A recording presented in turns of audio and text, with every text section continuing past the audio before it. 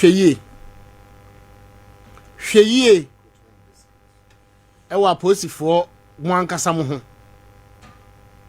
na honhom bi asore afi bambofo ye asojafo nso munye very careful. You're very careful. Now di agora spirit bi asore ewo bono region ha opeso ne bambofo edi but ya kan kire mentime kan kire no very careful. Hwe no wan fa wonsa ankobo obi se bamboni bi anhwe yi a eye soldier any police ordinance ebeka akwada bi na akwada no be ma mo aworo na tade ya hihye ntade woro emakomako edunum 15 na case no enye case bia but woni baba ho so no na wo mo woro ntade the friend interdiction a spiritual interdiction hwana mam achinye bia asem bia beba bi you very careful and they say mati case bi ewo ba bi am bo no Coronation Park wo mo se bamboni bi eche timamuni bi na wi ene suspected drugs bi ehihye ne ho ema bamboni na nkasa eche civilian no ede no common police forma posi ni no bie na no kan se na wo mpeska na owie na o se mom pade bi mfa mo bob sa bamboni na o che ne ba ha no na onko ne ba bi hwe matini nyina asem na o kan ye no asem na o ka kire sa bamboni na o che suspected we de la no ewo Coronation Park ho a o de ba ye no sa asem na o kan ye no na maame bi gina ho maame no waso asenum spiritually hweye bra hweye na atade na ehye no enye ufie nyina ne pe satade ne ehye na yejeje so me ba na police ni me ba na police ni ba na soja ni ye very careful na wan hweyi a asanki tuwa bi be mo woro watade eye spiritual interdiction emergency operation sa alupra hwiase no wate alupra hwiase no sa wate sa na motit na mka se bi agro bi na midi maka kire wo se radio we no wo ma eti no bi mkura wo nyansa ni nimde ne kasa cheme e ya adom bi na adom ntimi famu adwene eni agro da de me di agro so meka kire wo se mo ma men nhye jokes we ne nyina ye de asere e sunsun ma se na meka kire mo no ti ye very careful. Posi ni na atwoni wo mkobo sa adua no enra no mate ho asem hwe na wanya ni gidigidi na ohunu so ya akwara onya akwara alupre na hwe ase na ano no akwara ba ya ba ko wom 12 years wo musi ni won kuro na mabo no mu ba ko sa akwada no ono na ye abaifo ni nyina hima ewo nkuro ni nyina kopemia mikrom di aba nyamiama brofu edu abaifo ho nyina no ono da wo ma no na sa akora wi oye madam oye police na okachire se obekun a na se waye ne bone a nyame nso so obekun hweye na nkora na aba no ahohum ekita wo mo ne nye Mamenchia odefo ogia mansan bo ahenkoko sunya manhene manyane ntiyese odefo ebekwa probo nyame ya adom ochena odefo kafra manyane ntiyese uni aba bi nso afrem kafra mema yakọ shedding na menchia roman kalika soroma nyina moxinia oh sofu panin jima nyangopon fa okra ensi ye wate wasombona hafo papa akwamfo mema yakọ na mamemfa akwanya we so na memmo eye regional police commander abaso we dey physical nyame yadom ochena na meka ho asem yi betime bo na abaso na me bo na abaso no na ebi ka aban na ebi ka eye Ghana mampanyini John Mahama me nya amanyosem na de ba ko a mekɔ hu ne nne ɛwɔ screening no in fact bambofo amwo bono region especially regional police commander ono command ene mo ya ade mo mani age say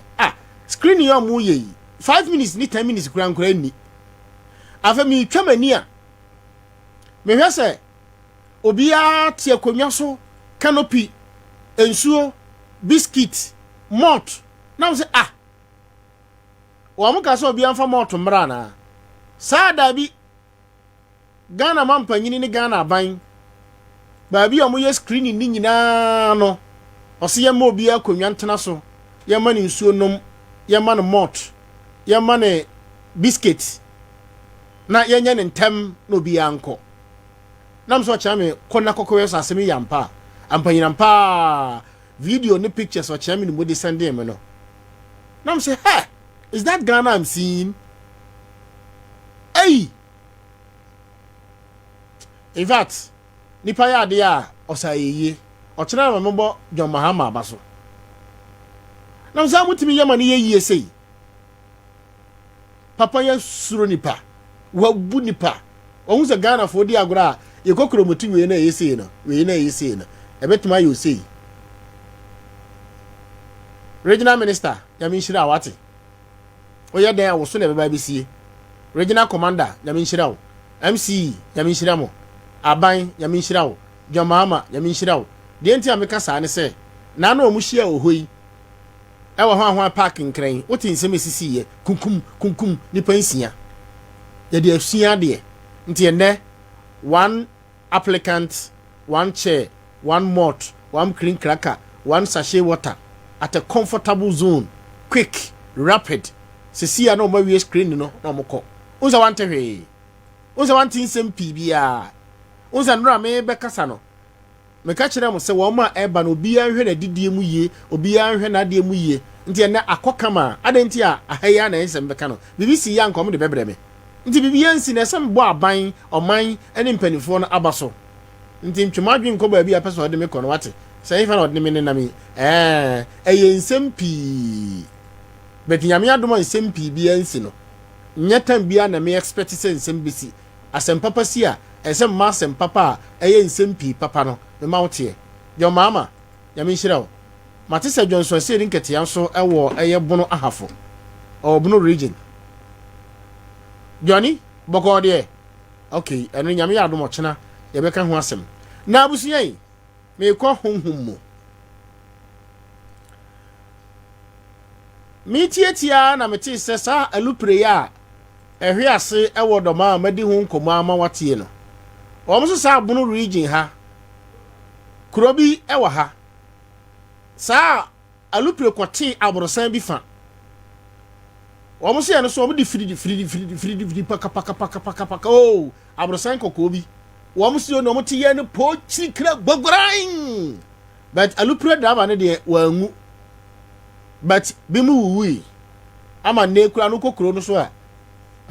papa kura no man ya to mu din alupre driver ma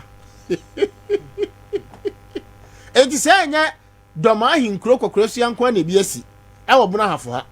bono region we ya mu kuro bi tekwan bi ya no ha ya wo mu se e bi si ho ba we de odi twia borosan no wo so pilot no on de wanyete se doma de no wanti anto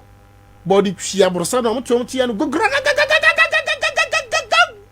zirim ti ten wo be prepare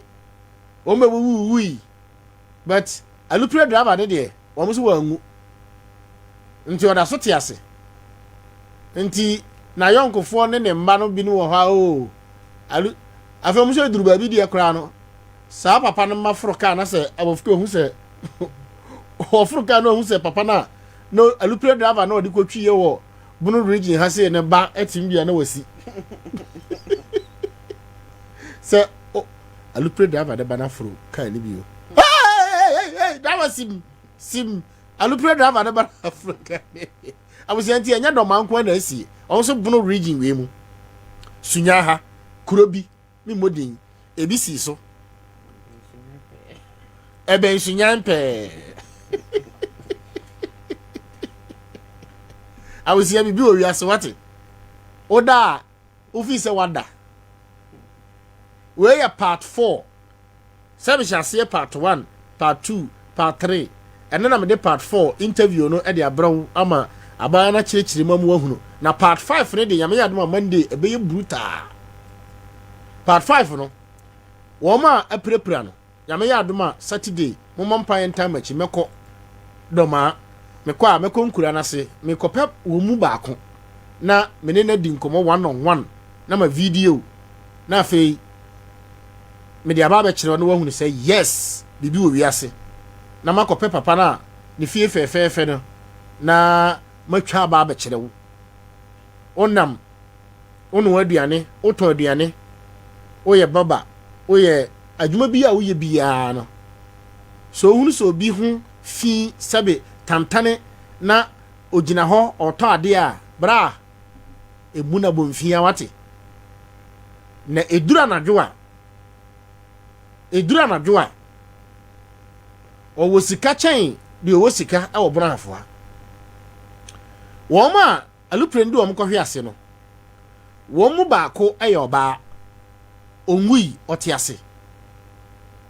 ne mma eye makomako ensia na wofike oni ne wom ne mansia no de anko school kura no aye de okita ne masters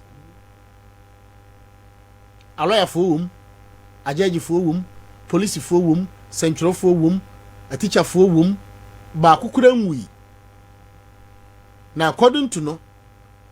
wo say o si ono ne ba pa de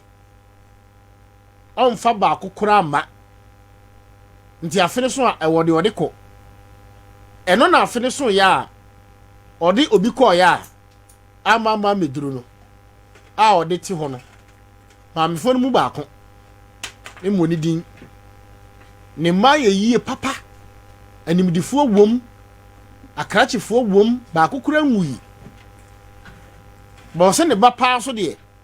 onfa ne banje da ba afi bia nso so a onya nipa de ne kokko replace ne mma bi ba se ne mma ne de but mma no so ma mutiri mu nyam de da mo ma me bewu no se mudi agora sunsumu wiase no ebe ye ombe fam seta benwa because on the guide mo abusia mfa bibi ni agro na bibi wo wiase mfa bibi ni agro bibi e wo wiase mampai bo hia o ye kremoni a akonchene na ye be kire somewhere February 18th to 19th ho no yebi said ya mu yebi no gidi said ya gidi no na wiase na hokwa wiase na hokwa wiase ehu papa mamenchia odifo amisa gesemenis of penitiki baba what is saying papa jan na no ye twen wa ya ntonka ono kwan se ombe fa no ko ba bi no asofa amisa se ono so okono no ko 21 days abusia enti ene part 4 no eye abayo na menene edi enkomo no se na mo oji achinye bi mu ka so enye no kure na senwe ei enye no kure na no ye di nkomo wo SOMPA no wanti 1 acre ho oti uhu kwan a youth organizer a osanso ye deben MPP mpanifo bi se uhu ye asase hunti stroke na omotoma no asase yo 1 acre osi bibi ni baabi uhu achinya na omoje we se mia we se nyonoa we se medene bae bet me kase omko kan fisem you all heard it mutibi bra hweyie na no mesanso ka kire mo se wunua etwe akonwa ho amanso e wo bona hafo ha maninyina yie before Easter because chieftaincy issues spiritually anya bete nkrofo di no mo de akogu ba bibia wo mo keka kire me no se wa ma wotam mu anya dia otam obetu no so what say Afa de won say stroke wo mo toma hwe wachede yie wate efiri samre ya kopim Valentine Day achede hwe ni yie hwe wachede yie watade a ehyew sorry watade a wahye a waboabo ano so de kwache nyankawo so de kwache wadamfo so de kwache den me pa cho si bosompa ye fagal ketum ansana odi ache new Valentine Day na ye bedie no hwe wache de yie ne da no da kronkron per spiritually no unu say ye red hwe yie me si hwe yie u fira hwe yie obi che wade a hwe yie a free 15th way ekopim the next month 15 Valentine Day chi no say wan hwe yie na wan tie de me kana bosome senne Valentine Day echi news a ebeba Valentine Day echi no obatie maka say na na Poku Piesie wo ye bayifo ana nanso enye bayifo awrade man nto entome yenya hwe yie ne nyina no yemmo ehomodin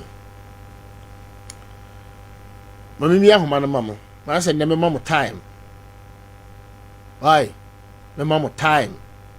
akua owo baby omo ye Ghana card no matese wabie muku ha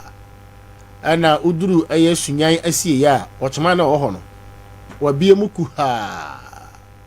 amansamanfo ho ni nyina etie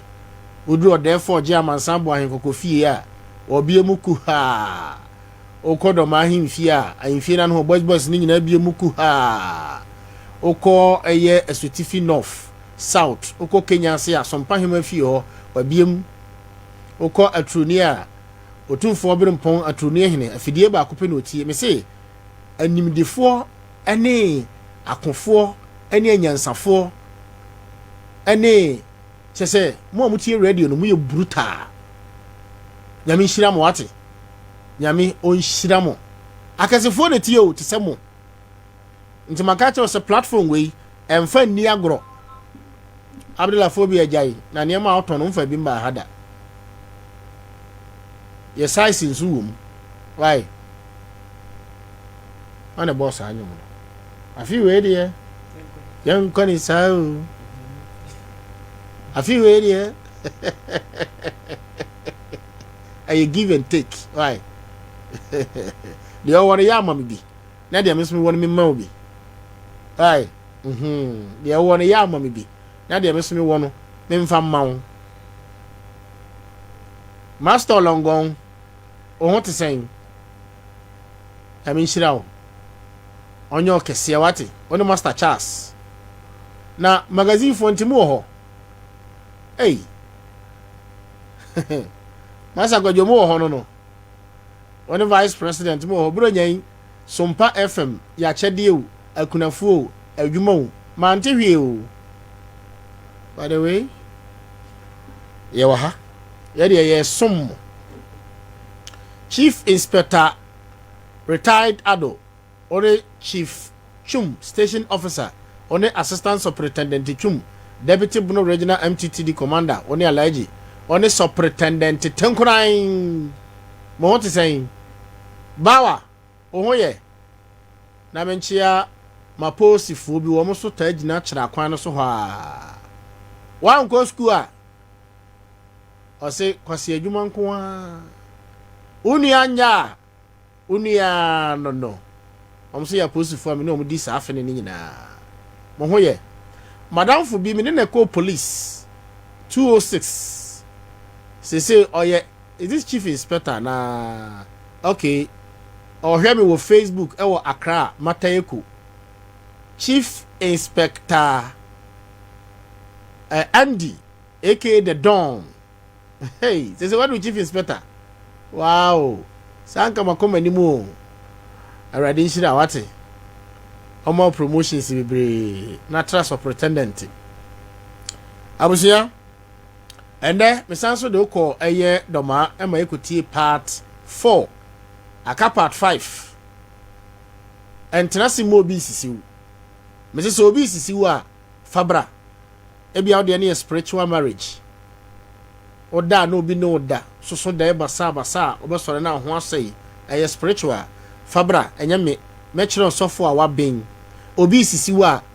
branam nkire o lawyer waben ohene bi sisi wa branam nkire so ohene no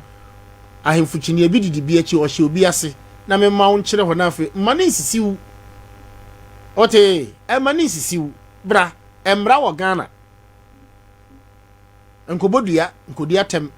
kodi ohene na tem odudu ahemfi a wasembo ye mobo se posi ni di waduru kanta no na obi ani wo hobaye o se eke ote ebia na nso de na obi asisiw teacher wasese oba watata oba osofo ebia wasisiw wadada ene ya police ni immigration ni ade wo mo eko eyi bia agi osika 1 year 2 years ago or your connection man police ni bi waji obi sika so de be ko Dubai o wa hafo se Monday duru na mfa sika no emma na count yourself say so ni posi ni na ka kire no posi ni na waji obi sika e won totoro so 4,500 it is can 450 million so odine ko Dubai asana man fake document say okwakoye adwuma e de salary ni niam nyina ahye ho odo watade ne ehunuhuna no abamanim abrante ne se onye ne physical Saudi agora wa hu Saudi agora na wan physical nko before Monday a the following week Valentine day me catch the plane enye plane fa say ada so this kind be ma no ana wo beba na wa ba office wa na me no waka na se no boko enti sa asama abrante na ka kire mo no wan hwe Valentine day unhu kokko e spiritual o se on fam fa ba bia o ye ne spiritual obeye waduro oye waduro nso a nka ta ode ama me no obenyan obekun oyere nso awo mo no akwadaa ni nti ora de aka no we ni she fridge maybe obi say na wafre no don't worry minim de meye